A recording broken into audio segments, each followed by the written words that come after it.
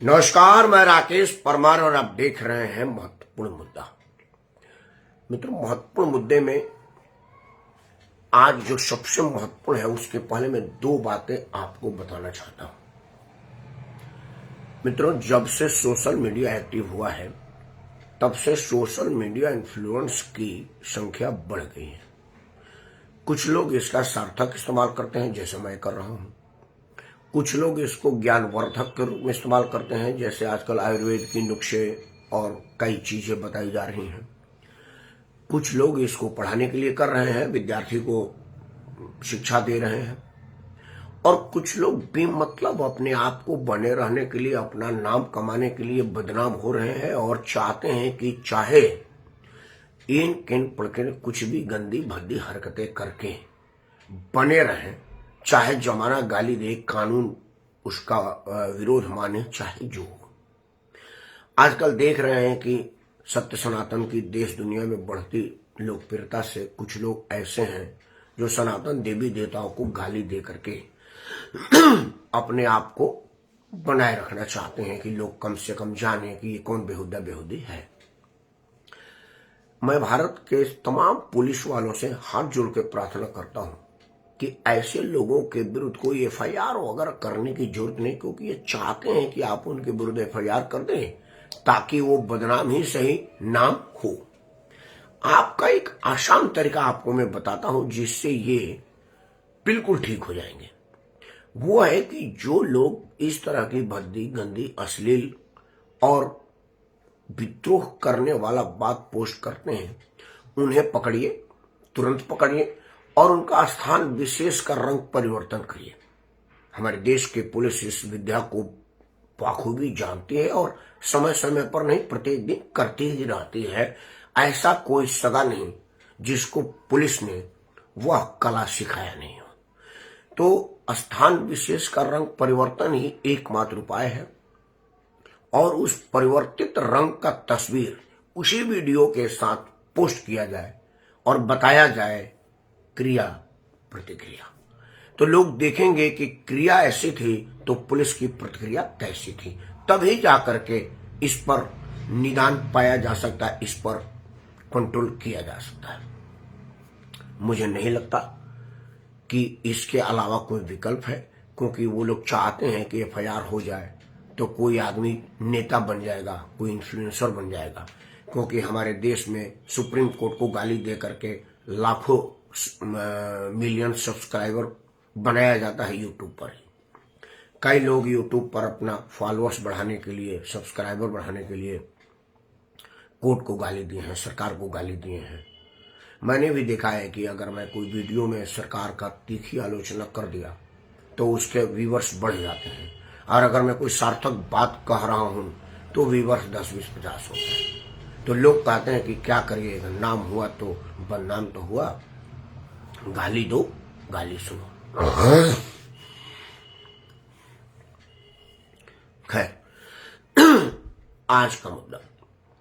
मित्रों, मैं देश के राजनीति में यह तो मैं नहीं कहूंगा कि देशद्रोही सोच डेवलप हो रही है, लेकिन यह जरूर मैं कहूंगा कि चुनावी लाभ हानि को देखते हुए नीति निर्धारित की जा रही है, नियम बनाई जा रही है।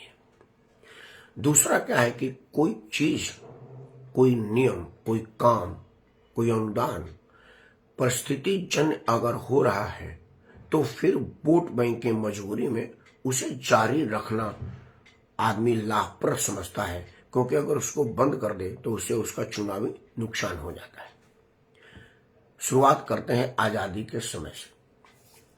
आरक्षण की व्यवस्था पिछड़े वर्ग के लिए, ये बात का ध्यान दिया जाए कि जब मूल संविधान की प्रति है, जिसको लोग कहते हैं कि बाबा साहब भीमराव अंबेडकर ने लिखा है, जो कि अर्ध सत्य है, संविधान सभा में डॉक्टर राजेंद्र प्रसाद और श्री सच्चिदानंद जी के नेतृत्व में 2 कमेटियां बनी थी। वैसे कमेटी तो बहुत सारा बनी थी, बट 2 ज्यादा प्रचलित है, और उन्होंने इसका लेखन किया था और इन सारे लेखन का बाइंडिंग समावेश किया, जो प्रारूप तैयार किया, उस कमेटी के अंबेडकर साहब अध्यक्ष थे। लेकिन चूंकि वोट बैंक के लिए विश्वनाथ प्रताप ने सबसे पहले बाबा साहब को संविधान निर्माता कह के प्रचारित किया, ताकि उससे वोट बैंक पर डाका डाला जा सके और उसमें वो सफल भी रहे। मुझे भी कोई ऐतराज नहीं है बाबा साहब को संविधान निर्माता कहने में, लेकिन मैं यह सत्य जरूर बताना चाहूंगा कि सिर्फ बाबा साहब ही संविधान नहीं लिखे थे, वो प्रारूप तैयार किए थे। संविधान लिखने वाले लोग और थे। खैर, ये मुद्दा नहीं है। जिन भी महान शख्सियत ने संविधान लिखा उन्होंने पिछड़े वर्ग लिखा था, बैकवर्ड क्लासेस, वो अंग्रेजी में लिखा गया था कि the 10 year benefits for backward classes. जब उसको रिन्यू किया गया, आगे बढ़ाया गया, तो कास्ट को, क्लास को कास्ट कर दिया गया, मतलब पिछड़ी वर्ग से पिछड़ी जाति होगी, जो अब तक चल रही है। वह कुछ दिन के लिए किया गया था कि भाई देश आजाद हुआ है, देश भर में जातिवादी उन्माद फैला हुआ है, क्योंकि धर्म के आधार पर हम अभी अभी बटे हुए हैं, और धर्म में भी जात की एंगल अगर आ जाएगी तो देश टूट सकता है। उस आशंका को देखते हुए हमारे विद्वान संविधान निर्माताओं ने एक थोड़ा सा फौरी राहत दिया था, ताकि पिछड़े वर्ग के लोग, जो गरीब वर्ग है, जो पिछड़े वर्ग है, आर्थिक रूप से पिछड़े वर्ग की बात होती, पिछड़ों सामाजिक रूप से हुई थी, जाति के रूप में नहीं हुई थी। लेकिन चलो, अब आज आजादी के 75-76 साल हो गए, आरक्षण इतना ज्यादा विकराल रूप ले लिया है कि अब आरक्षण से आगे हट करके जातीय आधार पर गणना चुनाव फायदे को देखते हुए किया जा रहा है, और कई राजनीतिक दल इसका मांग कर रहे हैं। कांग्रेस ने तो बाकायदा तमिलनाडु में इसको इम्प्लीमेंट कर दिया, क्योंकि उन्होंने कहा था कि जब हम सरकार बनाएंगे तो जातीय जनगणना कराएंगे। उनको लग रहा है कि तमिलनाडु की इम्प्लीमेंटेशन से पूरे देश में कुछ बेनिफिट हो सकता है, जिसका उम्मीद बहुत कम है, दूर दूर और बहुत दूर तक कहीं नहीं है। खैर, उसके अगला कड़ी बताते हैं, जो अभी किसान आंदोलन चल रहा है। क्या हुआ कि 1965 में भारत एक बहुत बड़ा युद्ध लड़ा। उसके पहले खाद्यान्न क्षेत्र में हम बहुत पिछड़े थे। हमारी स्थिति इतना थी कि हमारे बुजुर्ग बताते हैं कि अमेरिका एक इतना मोटा मोटा दाना वाला गेहूं और चावल भेजता था, वो चावल वहां के सुअर नहीं खाते थे, वो उसको फेंक करके सड़ाता। इससे बढ़िया था कि वो भारत में भेज दे और उसके बदले में ऐसे पैसा ले। इंदिरा गांधी को लगा कि भाई हम एक युद्ध की विविधता झेल के आए हैं, और अगर किसान को प्रोत्साहन ना देंगे तो हम खाद्यान्न क्षेत्र में एकदम पिछड़ जाएंगे, और अगर भोजन नहीं होगा तो भूखमरी से लोग मर जाएंगे। तो सरकार होने के नाते उन्होंने इस बात का ध्यान रखा कि कैसे हो ताकि हम खाद्यान्न उत्पादन में सबल बने। उनको उनके सलाहकारों ने सलाह दिया होगा, या उनको स्वविवेक आया होगा, मैं नहीं जानता, लेकिन स्थिति यह है कि उन्होंने मिनिमम सपोर्ट MSP लागू किया कि आप खाद्यान्न उत्पादन कीजिए, हम आपको गारंटी देते हैं कि आपको इस मूल्य पर हम इसे खरीदेंगे। वह इसलिए था ताकि किसान प्रोत्साहित हो और खाद्यान्न उत्पादन में हमारे देश को सबल बनावे, और यह हुआ भी। उसका परिणाम यह है कि जो देश विदेश से खाद्यान्न आयातित करने पर मजबूर था, विदेश पर निर्भर था, विदेश से भोजन आता था तो हम भोजन करते थे, वो देश आज दुनिया को खाद्यान्न सप्लाई कर रहा है। इतना हमारे पास खाद्यान्न है कि FDI के भंडार में सड़ रहा है, हम उसका इस्तेमाल नहीं कर पाते हैं। अब जो परिस्थिति उस स्थिति में बनाई गई थी कि हम खाद्यान्न में पिछड़े हुए थे, दुनिया के दानदाताओं पर निर्भर थे, आज हमारे किसानों के मेहनत से, सरकार के समर्थन से हम खाद्यान्न में सबलता प्राप्त कर लिए हैं। लेकिन सरकार को अभी भी मजबूर किया जा रहा है कि हमको मिनिमम सपोर्ट प्राइस दिया जाए। अब सवाल है कि हम मिनिमम सपोर्ट प्राइस क्या करेंगे, खाद्यान्न की इस्तेमाल कहाँ है। हम तो मैं खेत नहीं करता, लेकिन मेरे पास इतनी अनाज उत्पन्न हो जाती है कि मैं खुद खाऊं और 10-20 कुंटल किसी को दे दूं, तो मैं सरकार से राशन क्यों लूंगा। लेकिन चूंकि इंदिरा जी उस वक्त उस कालखंड की उस परिस्थिति के मजबूरियों को भाप करके वहां पर प्रोत्साहित करने के लिए किया था, लेकिन वोट बैंक के चक्कर में उसको आज तक कंटिन्यू करने पर सरकारें मजबूर है। भाजपा सरकार भी मजबूर है, क्योंकि भाजपा अगर उसको हटा देगी, कल ही उसका सरकार गिर जाएगी, क्योंकि किसान उत्पात मचा रहा है। वो क्यों मचा रहा है वो मैं आगे आऊंगा, क्योंकि उसका उत्पात मचाना एक दूसरा रीजन है, एमएसपी एक दूसरा रीजन। मित्रों, उसी तरह का एक और नया हो रहा है जो अब आगे जाकर के नासूर बनेगा। वह है जिस तरह से 65 में युद्ध की विविधता के वजह से तत्कालिक प्रधानमंत्री श्रीमती इंदिरा गांधी को किसानों को प्रोत्साहन करने के लिए एक एमएसपी लागू करना पड़ा, उसी तरह से 2019-20 में जब कोरोना की विविधता आई, जब दुनिया के सारे दरवाजे बंद हो गए, घर के ताले बंद हो गए, मैं 4-5 महीना तक तो घर से बाहर ही नहीं निकला।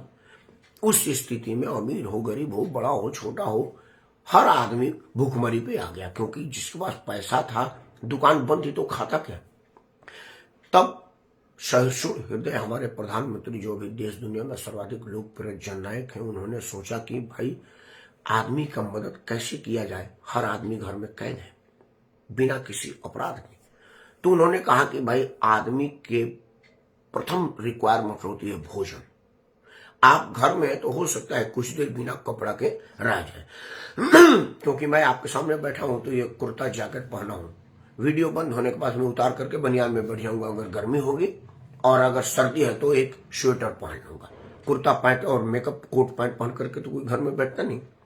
तो बिना कपड़ा का रहा जा सकता, लेकिन बिना भोजन का 24 घंटा से ज्यादा नहीं रहा जा सकता। सहिष्णु प्रधानमंत्री ने लोगों को मुफ्त में खाद्यान्न की व्यवस्था किया। आज 81-82 करोड़ लोग मुफ्त में अनाज ले रहे हैं, कोरोना काल की विविधता बीतने के बाद भी। लेकिन जब 2024 में नरेंद्र मोदी को चुनाव में जाना है, उन्होंने कहा कि इसको और आगे बढ़ाते हैं, क्योंकि अगर वो खाद्यान्न वाली बात कोरोना के वजह से दी गई अनाज को रोक देते तो जनता भड़क जाती और उनको वोट नहीं देती। आज मैं आपको दावे से कहता हूं, ये वीडियो अक्षुण है, ये पड़ा रहेगा, कभी भी मैं रहूं ना रहूं, ये वीडियो जरूर रहेगा। अब कोई भी सरकार आवे, चाहे भाजपा की आवे या किसी और पार्टी की आवे, मुफ्त में अनाज को बढ़ाएगी ही। आज 81 करोड़ है, कल 140 करोड़ लोगों को मुफ्त में अनाज देने पर मजबूर होगी। आज परिस्थिति चाहे इतनी हो जाए कि हमारे घर में अनाज सड़े। आज स्थिति है कि कई लोग ऐसे हैं जो मुफ्त में अनाज लेकर के मार्केट में बेच देते हैं, क्योंकि उनके पास खाने से ज्यादा आ जाता है, लेकिन सरकार से ले रहे हैं, वो उनको अपना अधिकार समझते हैं। तो वही परिस्थिति लागू होगी। एमएसपी पर आज किसान हड़ताल कर रहा है। दूसरा चीज, जो किसान मांग कर रहा है, उन मांगों पर विचार करने का मतलब है कि यह मांग पत्र तैयार करने वाला देश का दुश्मन होगा, देश का हितैषी तो है ही नहीं है। मैं बार बार कहता हूं कि जो हड़ताल के आड़ में आगजनी की जाती है, लूटपाट की जाती है, देशद्रोही कृत्य किया जाता है, जब हड़ताल पर चर्चा की जाती है तो सबसे पहला मांग यह होता है कि जितने कुकृत्य हमने किए हैं, जितने देश विरोधी काम किए हैं, इस सबको माफ किया जाए, सारे केस वापस किया जाए। अब आप बताइए कि क्या आप उसको भारत का किसान या भारतीय या इंसान कह सकते हैं? जो आदमी एक पुलिस वाले को, वो पुलिस वाला उस आदमी की सुरक्षा में भी है, क्योंकि वो इसलिए नहीं है कि आप दिल्ली बॉर्डर पार कर तो आपको रोके, यह भी है कि कोई अवांछित तत्व अगर उस आंदोलनकारी के भेष में जाकर के आपको हमला करेगा तो पुलिस वाला तब भी आपको बचाने का काम करेगा।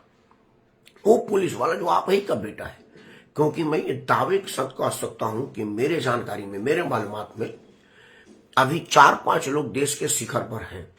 नरेंद्र मोदी, अमित शाह, मैं मुर्मू जी का नाम नहीं ले रहा क्योंकि राष्ट्रपति का नाम नहीं लिया जा सकता है, सोनिया गांधी और लालू प्रसाद, टीएमसी वाले, मतलब ये जो लोगों का नाम जो शीर्ष पे है, ममता बनर्जी, इनमें से किसी का बेटा, किसी का भाई, किसी का हस्बैंड, किसी की पत्नी पुलिस में या मिलिट्री में नहीं है, क्योंकि ये लोग राजा हैं। ये सेवा क्यों करें भाई? पुलिस मिलिट्री से साधारण नौकरी में क्यों जाएंगे जहां मरने मारने का खतरा है?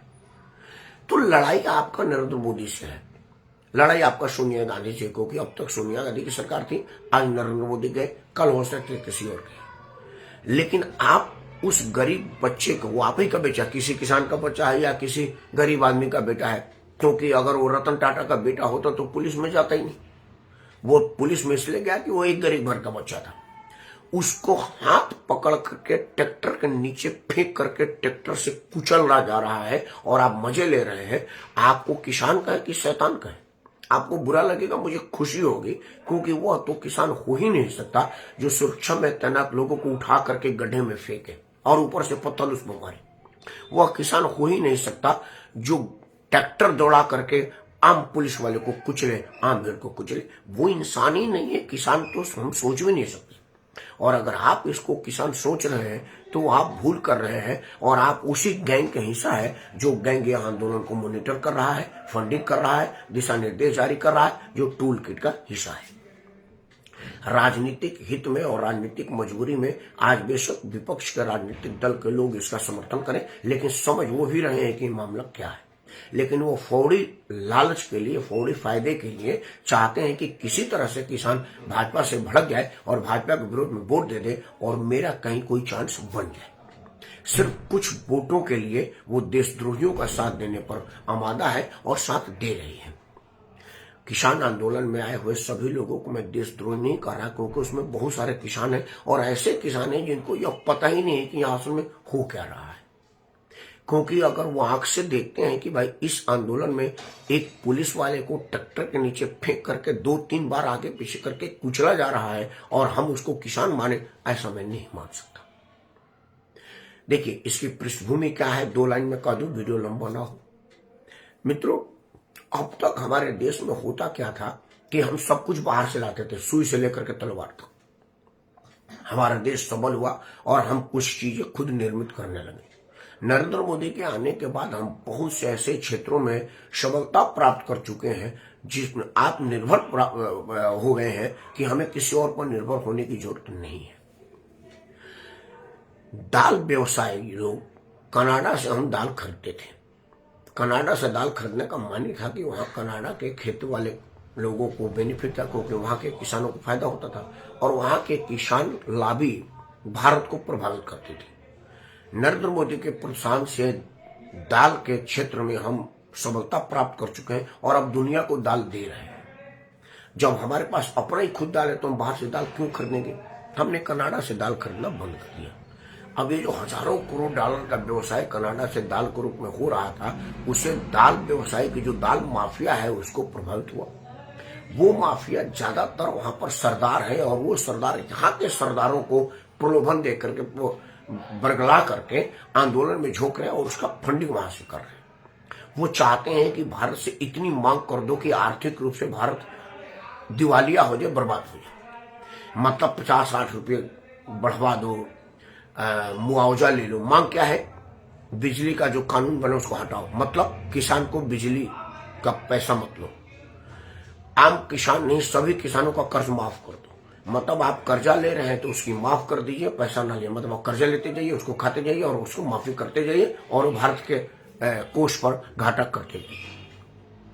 यह सब चीज देखने सुनने के बाद हम यह समझ रहे हैं कि अगर इस तरह की कुकृत्य और इस तरह की सोच है वो देश हित में है, ये आप सोच सकते हैं, मैं नहीं सोच सकता। लेकिन द सेम टाइम एक और चीज जिस पर मैं आपका ध्यान आकर्षित करता हूं, क्योंकि मेरा ये मानना है कि आपके इस चैनल पर उन्हीं विषयों पर विश्लेषण दिखाई बताई या सुनाई जाती है जो और चैनलों पर या तो होती नहीं है या होने नहीं दी जाती है। मित्रों, आप कहेंगे या मैं भी कहूंगा कि भाई किसान के कर्ज माफी पर तो आपको सांप रोंग रहा है दिल पर, लेकिन ये जो उद्योगपतियों का कर्ज माफी होता है उस पर आप कुछ नहीं कर रहे। मैं समय समय पर उसका भी विरोधी रहा, क्योंकि हजारों करोड़ किसान के माफी से एक ही उद्योगपति उतना पैसा लेकर के देश छोड़ गया। और ये जो किसान कर्ज माफी दे रहा है, उस कर्ज माफी में वोट की लालच है, कमीशन नहीं है। क्योंकि मैं जानता हूं कि अगर कोई 5,000, 10,000, 50,000 किसान लिया है, उसके कर्जा माफी में किसान से कमीशन नहीं ली गई होगी और वो दे भी नहीं सकता। लेकिन जो उद्योगपति पैसा लेकर के भागे हैं, वो बिना सरकार और विपक्ष के चढ़ावा किए, प्रणाम किए, दिए लिए पर नहीं जा सकते। नहीं तो वो 7 समुद्र पार छोड़ो, कब्र में अगर होंगे सरकार निकाल ले आती, अगर उन्होंने जाने का फीस यहाँ अदा करके नहीं गए होते तो। मैं दावे और जिम्मेवारी के साथ कह सकता हूं, हालांकि इसकी मालूमात मुझे नहीं है, किसी ने मेरे सामने कोई कमीशन नहीं दिया है और ना ही किसी ने मेरे सामने स्वीकार किया है कि उद्योगपति जो देश छोड़ करके भागा है वो मेरे को बदले में पैसा दिया है। मैं ये अनुमान लगाता हूं कि अगर सरकार के लोगों को या विपक्ष के लोगों को अगर सुविधा शुल्क नहीं मिली होती, वो उद्योगपति, वो व्यवसायी जो हमारे देश का पैसा लेके भागा है, सुरक्षित धरती पर नहीं रह सकता, क्योंकि कानून के हाथ लंबे हैं और उसकी लंबाई के नीचे ही सारा दुनिया है। वो चाहे तो जमीन के नीचे से लेके आए, जमीन के ऊपर ये लोग आ रहे हैं।